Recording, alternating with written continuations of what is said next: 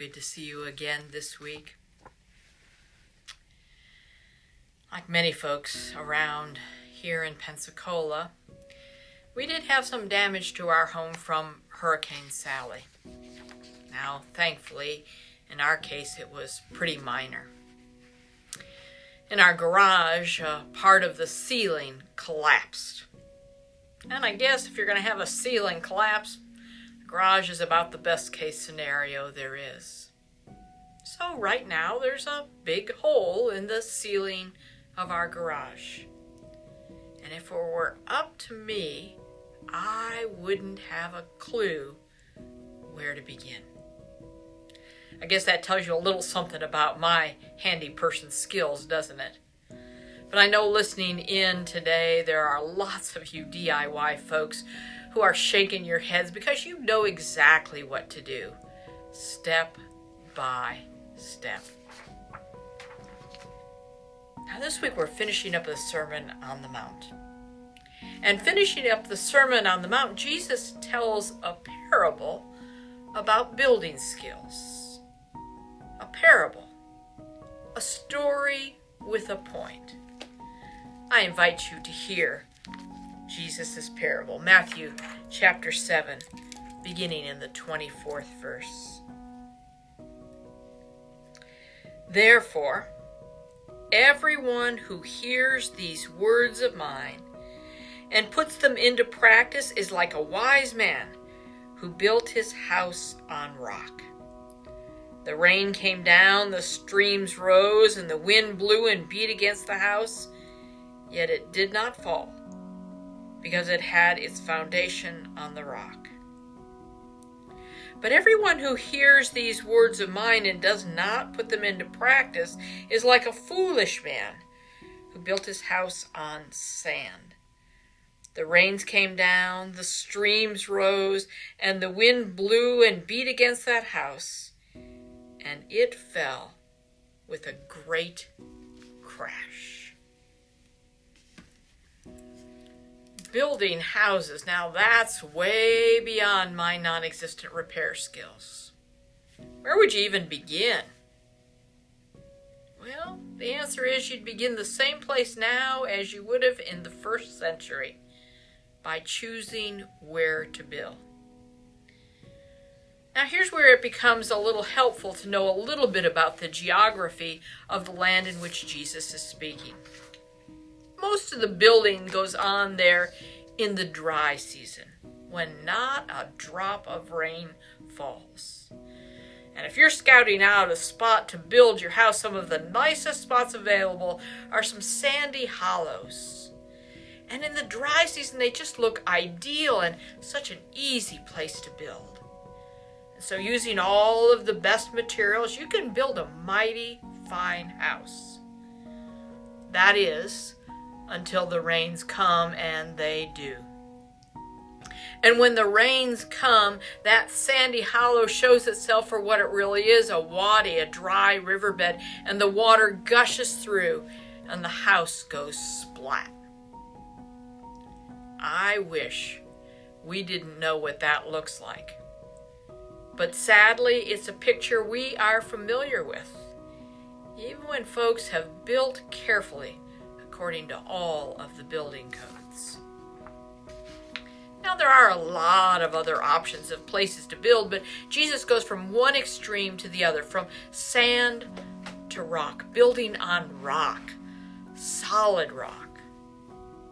I guess you could guess I'm not a builder, but it's not hard to imagine that that would take a lot of effort. Building on a rock represents an investment of time and energy and resources, digging down and anchoring into that rock. And again, you can use the very best of building materials and build a mighty fine house. When the storms come, and they will, well, this house stands firm. Jesus calls one builder wise and the other builder stupid. Sorry, but the Greek word is moron. The difference, though, isn't in the building material or in the skill of the builders, but where they lay the foundation.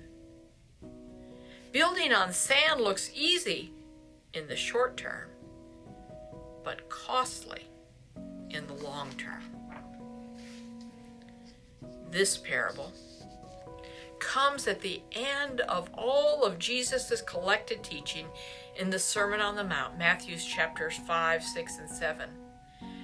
This parable is sort of like an exclamation point, inviting us to think back over all that we have seen together, summing up what kingdom living looks like, choosing to join God in the places of hurt and pain, refusing to use privilege for our own benefit, hungering and thirsting for righteousness, actively engaged in building peace, checking our anger, refocusing our desires, loving not only those who are easy to love, but loving our enemies, not worrying, not judging, filtering everything we say and do through the law of love, and in all things, imitating God who is love.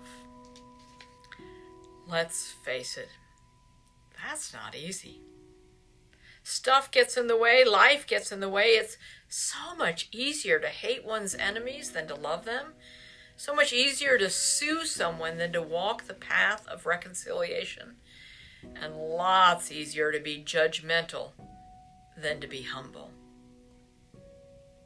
But Jesus invites us, instead of focusing on what is of value right now, like the one who chooses to build on the sand, to focus on what is of value forever, like the one who takes the time and the energy and the effort to build on the rock solid foundation of God's kingdom, rather than all of the kingdoms of our own making and all of the kingdoms of our world. Now, when it comes to fixing that hole in the ceiling in our garage, you might be somebody who knows exactly what to do, or maybe you're like me and you wouldn't even know where to begin.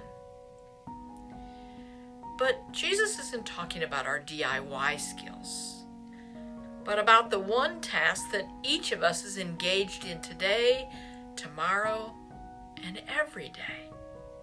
And that's the task of building a life. Eugene Peterson translates a portion of this parable this way. These words I speak to you are not incidental additions to your life, homeowner improvements to your standard of living. They are foundational words, words to build a life on. I love the way Amy Jill Levine reminds us none of us is perfect. And we can't be perfect all the time. And she reminds us that we all face moments of doubt and frustration, jealousy and greed and despair. But they're not failures or disappointments. Each of these are opportunities. Because all of this that Jesus teaches us isn't about making us feel guilty, but about leading us and guiding us into kingdom living, God's way of wholeness and peace. The way of loving God with all we are and all we have, and loving others as we love ourselves. Jesus tells us this is what it looks like to be salt and light. This is a description of kingdom living. And Jesus says, all who hear and do are wise. Did you notice that? It's not just the hearing. And it's not just the doing, it is the hearing and the doing that builds our lives. And so as we build our lives, together, some stuff the storm will blow away. It will collapse. But there's other stuff that we build into our lives and into our lives together that is firm and secure both now and always. Blessings to you this week.